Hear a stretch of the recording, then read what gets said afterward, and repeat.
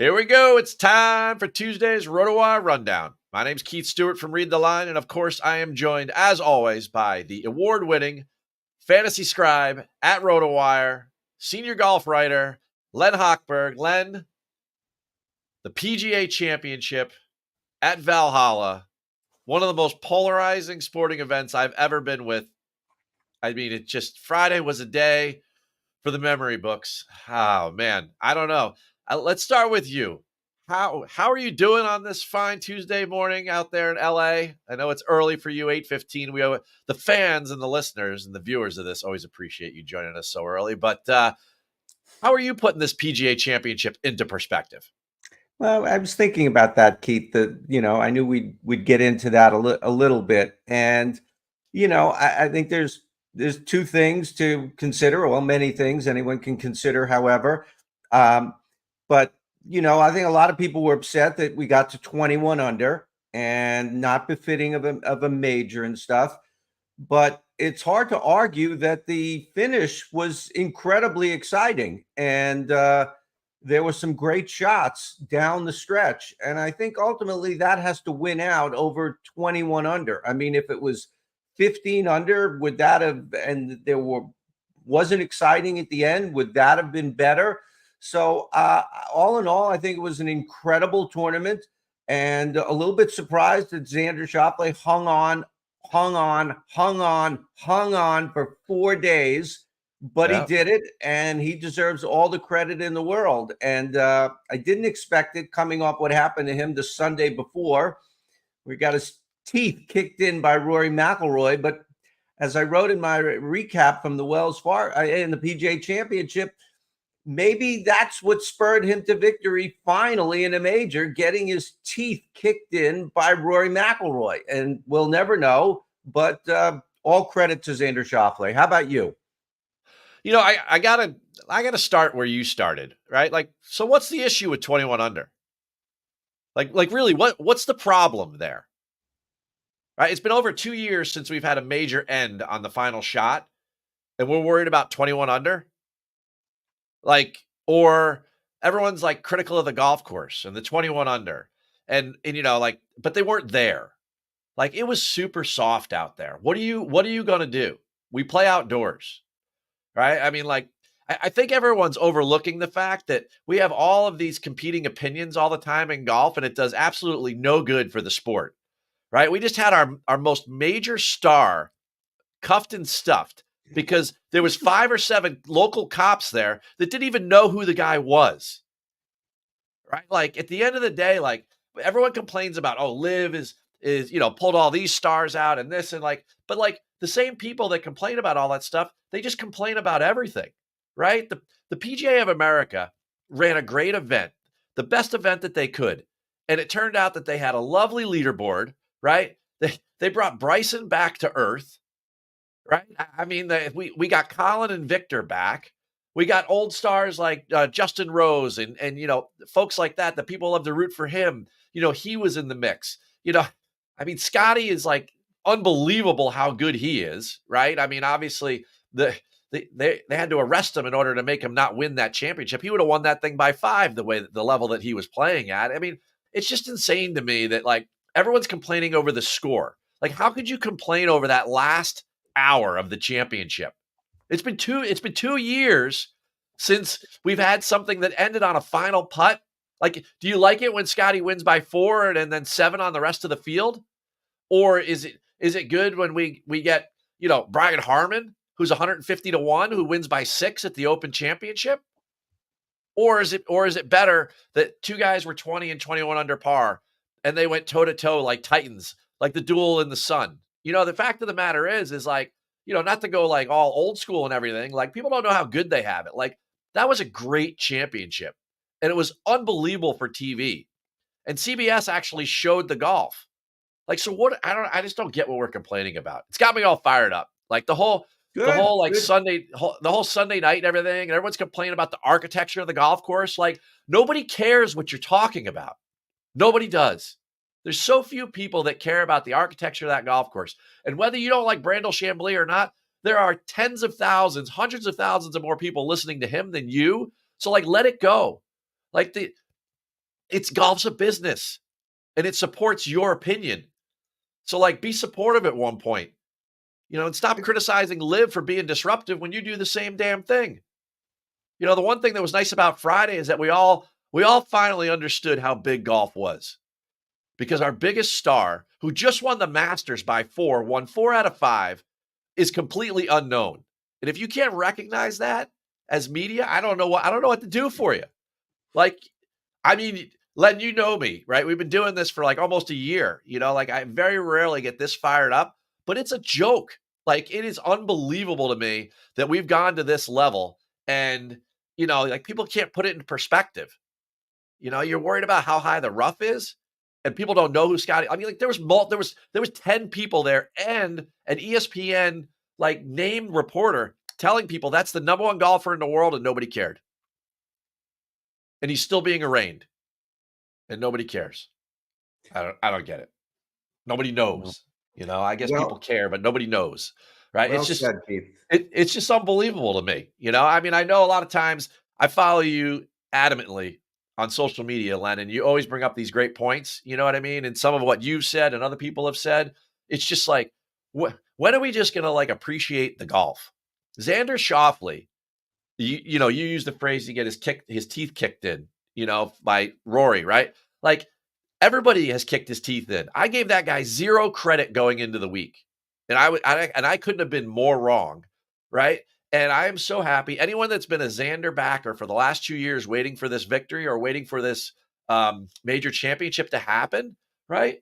I'm just so happy for those people, and rather than like complain about, oh, he only won because Scottie got arrested, or he only won because, the golf course wasn't that hard or anything like that. No, he made history happen, and he did it for 4 straight days.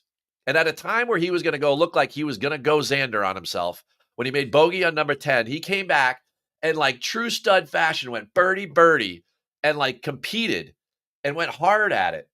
And like, Bryson went from like YouTube to like main tube. He went from like, the stratosphere to mainstream. It's like all these wonderful things came out of this championship. And that's my takeaway, right? Is that, I'm just not here to support the PGA of America. I'm here to support golf and the conversations that surround it. And I hope that people just at least enjoyed the last hour the other day and forget about score, and at least saw like what it all could be when we all come together. I mean, that's the theme of it all, right? Was that all the biggest names were there, and whether Rahm didn't show up or Scottie got distracted or Rory's drama with the divorce or whatever, right? We had all the biggest names there for one of the 4 biggest weeks. We get 4 of these a week. The other 48 weeks, we're like, I don't know, ramping off about, the RSM Classic or something, with all due respect to Sea Island, I mean, seriously, it's just, I don't know. So anyway. If I'm hearing you correctly, you like the tournament. I loved that championship. I'm playing with you. No, well said. Well said. Great take. And I agree with you 100%. I don't know if I would have always agreed with you. I have evolved, and maybe 21 under would have bothered me at some point, but it's hard to get past the drama. I mean, once you see that drama, you're right, nobody cares. And we're kind of insulated in golf Twitter or golf social media or even on the golf course. And 9.99% of the people watching golf don't care about any of the stuff that we care about, or a lot of these people care about, a lot of these takes. They just want to, it's a TV show. It's a sports TV show, and they want to be entertained. Or they're at a live show, a Broadway play, whatever analogy you want to do. They're at something and they want to be entertained. And if this didn't entertain you, then, well, I don't know. I mean, Bryson said it best. It is post, tournament press conference. I'm an entertainer, and I'm figuring that out. Right? LeBron James, Tom Brady, everyone, they are entertainers. Anyway, speaking of our number one entertainer when it comes to ball striking and playing the game, Scottie Scheffler. Right. So let's get a little bit more into the rundown here. And as we start to transition towards the Charles Schwab Challenge and Colonial Country Club and the changes there, the first thing on my mind is that, obviously Scottie comes in at the top of the board. He's plus 260 in my world. He's 13-3 in your world, right? Like, are you going to treat him any differently? Are you raising your expectations of Scottie because the way he handled last week? Do you think that this will derail him in any way? You probably don't. I mean, but like, like I'm just curious to get your opinion. This is where my brain goes next because this guy is now a global superstar. I mean, he is completely a man of the people and is fully recognizable. And does that bring new pressure to him? So, what are your thoughts on how Scottie moves forward here at the Charles Schwab and into the US Open and so on and so forth? Well, just in the immediate future, one thing that really stuck with me in his post tournament news conference, or I don't know if he had a full fledged news conference, or he answered some questions, and he said he was tired. He said he was tired. I mean, yeah, at the end of a major championship, everyone is tired, but I think he meant a little different tired this week, with all that went on. And he probably didn't like being in the spotlight for the reasons he was in, or probably in any reason. And, the fact that he came out Friday and he had a great round, maybe, I don't want to compare this to trauma in life and stuff, although it was certainly have to be a trauma to get handcuffed and hauled off to jail, but maybe it doesn't hit you right away. And maybe it doesn't hit you the next day. And he played poorly the next day, but maybe that was because his caddy, Ted Scott, wasn't there or something. So, now he's had time to reflect and go back to out of the insulation of the PGA Championship. Maybe he's going to like, oh my God, I was arrested. I've been in an orange jumpsuit on TV and mortified. And so we don't know how people are going to react because we don't react to trauma maybe in the first 24 hours or something. Whatever it is, it could take a week or something. So I'm a little concerned about him being tired. And if he could come back and win this week, I don't know how my thoughts about him could be raised any more than they already are. But if he wins this week, it's just incredible to be able to compartmentalize the golf and the life. And he's going to go home to his new baby for a few days or whatever. So there's so many things here. So I don't know if I'm answering your question here or not, but I'm a little worried about him being able to deliver this week, I guess, is my Cliff Notes version of what I was just saying. I mean, I think that was supremely well said. I honestly do. I feel like that there will be a moment of like him processing all that took place. In the moment, those guys are so good at compartmentalizing the golf and the circus that runs around them, the maelstrom of media that's just like poking and prodding them constantly, and they get that tunnel vision going. And obviously coming home and seeing his child and thinking about all the media that's still going to be asking him questions a week later. The fact of the matter is he is the favorite by like 6x. He's the 2 years ago, he came in second at Colonial. Last year, he came in third and he putted horribly. I think he lost 7 strokes to the field putting, which means he probably should have won by 3 or 4. I think that he's going to have a big week. And I actually do share some of your concern that now he's going to be a major celebrity in the view of the world, that more people are going to know who he is. And it might take him some time to get comfortable with that. But when it comes to the golf course, I think he's going to remain comfortable. One man's opinion. One of the big concerns about when we were talking about Scheffler becoming the face of the PGA Tour was that he just wasn't, he was pretty vanilla. Yeah. And now he's on the post office wall, America's most wanted. All of a sudden, badass Scottie Scheffler hauled off to jail in the middle of a tournament. I mean, I'm making a joke about it, and it probably shouldn't, but this was the last thing you thought that would happen to Scottie Scheffler, that he would become notorious in a way. So I don't know if this may have some long range benefit, as twisted as that is, for him, for his, for the PGA Tour, because more people, casual people, know who he is now than ever before. And if he comes back and he wins the US Open, people go, oh yeah, it's the guy who got arrested, and so it could be really crazy in unintended consequences. Yeah, when tens of millions of people are watching, Scottie in a video walking out from the clubhouse, and it's a popular rap song that someone's playing as his anthem, I mean, that couldn't be any more different than his persona. But the persona is what people perceive, right? Like it's really interesting. And you know what else is interesting, right? Because we got to start talking about Colonial at some point. Is 77 years of the golf course that was there, right? The Perry Maxwell design. We've been using it on the PGA Tour, one of the longest standing PGA Tour venues. Like I said, 77 years of brick walls and riverbeds and pretty much flat terrain. And within 11 months, Gil Hans and his team has come in and to transform this into a new test. So last year, if I asked you this question, I'm sure you would have said, Keith, I'm featuring these skills 1, 2, and 3. So a two-part question for you. Number one, are they the same skills? And if anything's changed, what are the new ones that you're featuring as you're putting together your lineups for the Charles Schwab Challenge?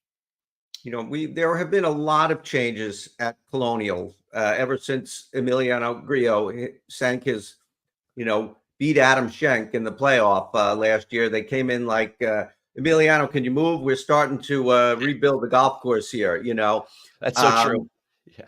And, we were talking earlier about the insular world of golf Twitter or golf media or golf people caring about every little iota of everything that 99.9% of golf watchers don't care about or anything.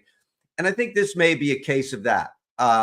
They put in a new, they put in a new drainage and irrigation and cooling system under all the greens. I mean, that's just incredible news if you're an agronomist and or a superintendent. But when you're turning on the TV on Thursday morning or Saturday morning on CBS, you don't care. You don't even see it. You don't care. So, yeah, there were some big changes. They redid all the greens. They're still bent grass. They're still small. The course is basically the same length. They picked up 80 yards, but it was really spread out. It wasn't like one hole, even 35 yards or anything like that. It was a little here and there. So, ultimately, I don't think much is going to change. The over-under that I saw, 12.5, pretty much in line with what it was last year. I think it was 13.5 last year.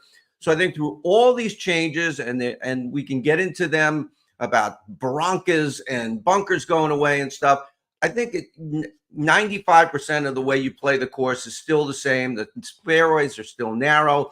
I'm still looking at the same guys who I would have last year for this year, the same skill set. It's still Colonial, and for 99.9% of the viewers will not notice many changes. Yeah, I'm pretty much in lockstep with you on that appraisal of what we expect going into the first year of this new design. I think, approach was the number one skill times 3 for the last 10 years or whatever. I mean, the last 30 years really, but like in the time that we've been playing all of these games or betting or doing these things, right? It's like if we're trying to figure out and predict who's going to perform the best, approach skill is the skill. 125 to 175 yards, roughly 45% of the approaches are coming from there. Some even shorter from there, more so than longer. So these scoring clubs, your wedges, I mean, the guys that are really good at that. And what Gil Hans has come in and done is take it from an aerial architecture to a ground game. I mean, that's what he's notorious for. If you're going to restore a golf course, then golf is played on the ground, right? And so much of what happened in the 70s, 80s, and 90s is that we turned all of these golf courses into target practice. And now what are we doing? We are turning it much more into a ground game and stuff that has made places like Augusta National so unique. Or another great comp for this, which is a Perry Maxwell design, which was also restored by Gil Hans, which is Southern Hills. I mean, we had such a great championship there a couple of years ago in May. And why? Because the guys had to play golf on the ground. And I know that sounds kind of like obvious, but that's not always the case for these guys. They're almost always point and shoot.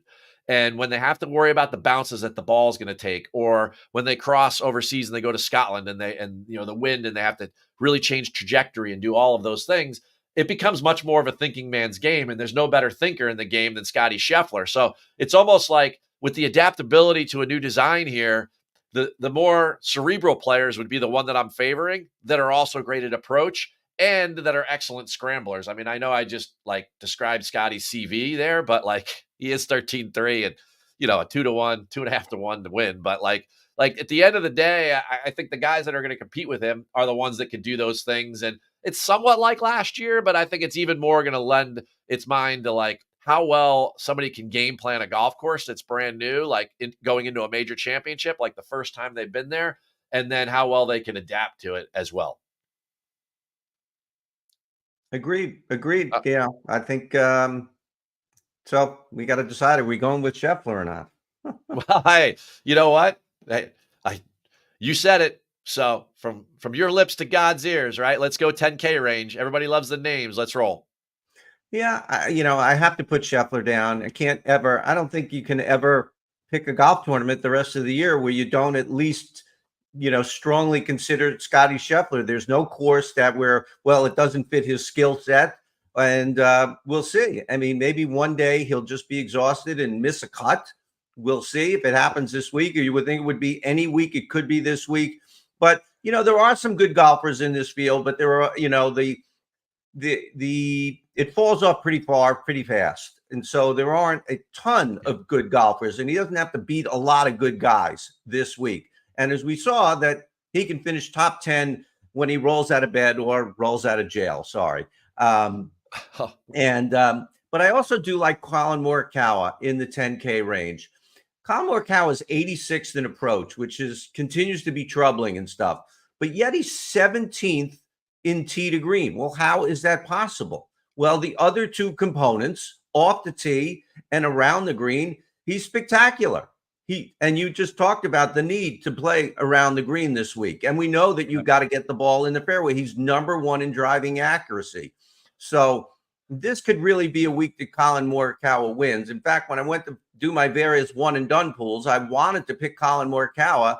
And I don't know, I had picked him earlier this year, so I can't pick him now, which really disappointed me. But he would have been my pick this week for one and done. There's still the putting. You still got to putt this week. We see it, but he's played pretty well. And last week or last major after the Masters, another disappointing Sunday, just like at the PGA, he rebounded and finished 9th at Harbour Town. So I think he was able to regroup pretty quickly. I expect him to do so again this week. I love that point. The comeback, the bounce back factor, 9K range. Tony Finau in Texas again. Is this what we're doing, or what else are we doing? Yeah, Finau's approach numbers have been great all along. Some guys score better than they play or score worse than they play. I think he's been scoring worse than he's been playing. I mean, yes, the putting is still an issue and stuff, but he had a very good week last week. PGA 18th. He's had and he was second. Where was he second? In Houston, in Texas. And then he had another good week in between. It's had, so he's really starting to see some results on the leaderboard for the way he's playing. So I do like him. And I like Harris English, who I loved last week at 6,500, and he got a top 20. I mean, he is just like a DFS gold. He's always underpriced. He's really not underpriced this week, though. But we talk about him as being good at good to very good at every component of the game. And that's a lot of what it takes this week at Colonial. You're talking about pricing there. Let's go down to the 8K range. Can Keith Mitchell, can he cover his value there? Or is there somebody else in the 8Ks that you're looking at? There seems to be a subset of golf DFS or golf betting or something that really is on Keith Mitchell. Yeah. And I'm not one of them. He just maybe, sometimes maybe it gets in your head. You've been burned by a guy and you just have a different viewpoint of him, and you get a little, you don't think it with your head as much as your heart. But I just don't know if he can really deliver this week. He just doesn't seem to have the results that this groundswell of support for him would seem to warrant. So my guys in the 8s, Denny McCarthy, fantastic putter. This is not a long course. This should help him. So I think a lot of guys I like this week are shorter hitters, and their numbers are sort of, confusing because they fall into trouble so many times on longer courses. They're behind the 8 ball right from the tee, but not this week for Denny McCarthy. And Justin Rose had a great week last week, but if there's more to it, he's won this tournament before. He's had some good weeks at this tournament, even recently. He was 12th last year. So I like him in the 8s as well. 7K land, we have our defending champion, Emiliano Grillo. We've got guys that have got, you talk about that DFS, like online support, Austin Eckroat. I hear that name a ton. Which direction are you going in 7K value land? Yeah, a few guys, and I'm getting a couple more guys in the 7s than I had in the upper ranges, because certainly if you pick Scheffler, you're going to need a bunch of guys down lower in the 7s, 6s, and even 5s to fill out your lineup. Akshay Bhatia, really good iron player. Really good. The numbers. One of the things I was looking at was the par 4 efficiency, 400 to 450 yards. A lot of short par 4s this week. Yeah. He shows up very nicely there. Aaron Rai, just the straightest driver of the golf ball, or one of the straightest, very accurate. His putting has always been the issue, but he's not terrible in putting. He's sort of mid-range. He's about 110th, 115th in strokes gained putting. That means there are a lot of guys worse than you when you're 110th, or I think he's 114th exactly. Putnam, top 25, 3 of the last 6 years at this course, and Hodges, 12th at the PGA. He did not have a good start to the year. 24th at the Wells Fargo, 12th at the PGA. Seems to be turning a corner as we get to the warmer months. 4 guys in the 7,000s. All right, 6K. I'm going to throw you a name that I've heard some chatter on. Adam Svensson. Is that somebody that you're thinking about, or who are you thinking about down in 6,000s? He's not on my list, but I don't have an issue with it. I wouldn't say what are people crazy? I mean, it certainly can. He could certainly play well this week on this golf course. I have a couple of names. Webb Simpson. Really happy to see him finally get a break and get into a tournament. It's about time somebody gave Webb Simpson a sponsor invite. Starting to sound like me. Seriousness, this is a thinking man's course, and it's a short course.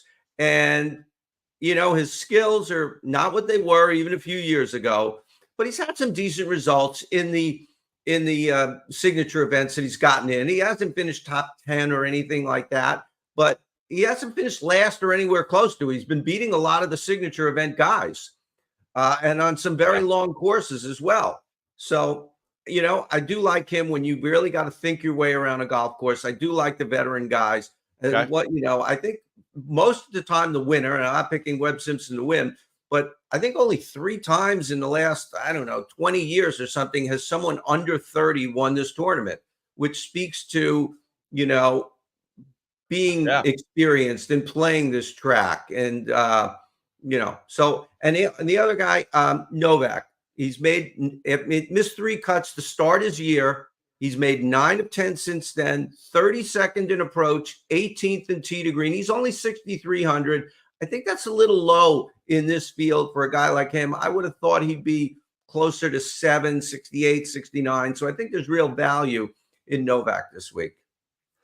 Now, either you love him or you hate him, but this guy is now on 53 weeks of fame. Michael Block, he's in the field. He's in the 5K land. I know you're not taking him, but that's my intro to the 5,000s. So who are you taking down there? Give me 1 or 2 names that we can balance out with this 13.3K Scottie lineup. When I tweeted out the field for Colonial and said it was a pretty good field and listed Scheffler and Spieth and Morikawa and everything, and go all the way down. And then I list Michael Block, and people were responding like, okay, why are you mentioning Michael Block? One of these names is not like the others, but it draws a response and people are interested. And then if they put him on TV, people are going to, not walk out of the room. They're going to want to see a shot, even if they want to see him hit it sideways. So I'm not going to pick him, but I have no problem with being in the tournament. This is really a dart throw. I can't strongly say I'm recommending these guys, but Martin Laird at 5,800 And Troy Merritt all the way down at 54. He's made 3 cuts in a row, not including the Zurich. He had a top 10 at the Byron Nelson. He's very accurate off the tee. Roughly half the field makes the cut. We didn't say that. I didn't say that. 65 in ties, 132. A lot of these 5,000s are going to make the cut. It's just kind of math. And so Troy Merritt is my guy at 54. It's just kind of math. And a show that we've had some great quotes. That might be my favorite of the day. You're the best. All right. I guess it's my turn. On the betting board, I'm along with you. In the last 10 years, the average winner's odds have been right around plus 4,200. So I'm going to favor the middle of the board this week. I just can't. I can't in good conscience bet Scottie Scheffler or tout Scottie Scheffler at plus 260 against 131 other guys. Now, do I think he's going to win by 10? Yes, I do. But I don't know what else to tell you. He's going to sleep in his own bed. He's going to be with his brand new son. He'll be with his wife. He'll be in a town where the police actually recognize him. I mean, he has all these things going for him on a brand new golf course that nobody knows about, right? So there's a lot of factors in favor here, but I'm featuring a ton of approach play and scoring ability in and around the greens. So for me, 2 guys that I'm going to mention. The first one is going to be Tom Hoagie Sandwich, right? Tom's had a great year. He's a top 3 approach player on tour, and we're talking about he's in the likes of like Tony and Scotty and Xander, right? Like, this is how good this guy's approach play is. He continues to play good. He was 23rd at Valhalla, but what was also interesting to note, and why I picked him this week to win, is that he's ranked 11th in the field in putting. So even when he does hit it close, Tom's been scoring this year. He's won on a positional track before. Well, 3 of them, when you consider that when he won at Pebble, he had to play on 3 different short courses where it's just an iron fest. So for me, Tom's the type of guy that he hits the ball so solid that if there are any adjustments that need to be made, like, he's the guy that can definitely do it. And then the other guy is Taylor Moore at plus 6,600. Taylor Moore, he's won at Valspar. Great comp for this. Last week, he was 12th at Valhalla. And you would know this because you pick up on these little details all the time, but he hasn't missed a cut all year. And he struggled during last summer after he had won in the springtime. And to see him get his game back and and sprinkle in a bunch of top 15 finishes in there, he's a very good putter, very good chipper, very good around the green, scoring and scrambling. And his approach game is, it's top 10, top dozen in the field. So here's a guy that can get the ball in play. He has played well. He's obviously in good form. 12th in that field at Valhalla, which had all the big names, right, is really some strong playing. So those are the 2 guys on the betting board that I'm throwing up there, at least to start my card there at Read the Line. Thoughts on that? Feedback? Did I tempt you at all? Yeah, Tom Hoagie is a great call. He's always been a great tee to green player, great iron player, but you're right, his putting is much better. I didn't know he was 11th in the field in putting. I knew he was significantly better putter this year. So yeah. I think that's a good call. I think it reminds me of last year, and so many people hit on Griot and so many people missed on him. But those that hit brought up a really good point, was that this guy's an incredible ball striker, but he was having good, he was showing some great momentum with the putter leading up to it, right? And this is what you need to get around this place. And now that Hans has come in and restored it back to the Hogan years, meaning the Ben Hogan years, right? It's certainly going to be a unique ball striking challenge, and one that I'm excited to watch with you and text about it over the weekend and see how we do. So any closing thoughts on the Charles Schwab Challenge? Are you happy with your diversified portfolio there, Len Hochberg? I am. And my only recommendation to the golfers, not that they need my help in any way, but take an Uber, ditch the courtesy car, get to the course safely and hopefully on time and without incident, and just sit in the back seat and enjoy your thoughts, and don't have to worry about traffic or other things that could happen when driving to a golf tournament to play. At the risk of being redundant, I'm just going to say, folks, just enjoy the golf. We have golf. Just enjoy the golf. And you'll see us next week at the Rundown for the RBC Canadian. Until that time, next Tuesday, 11:15 my time. That's East Coast, 8:15 Pacific time, Len's time. Enjoy the golf down there at Colonial. What a tremendous track. And if you don't like scoring, average winning score there the last couple of years has been 12 under par. So you'll get your wish, and hopefully we get ours on the betting board. Goodbye.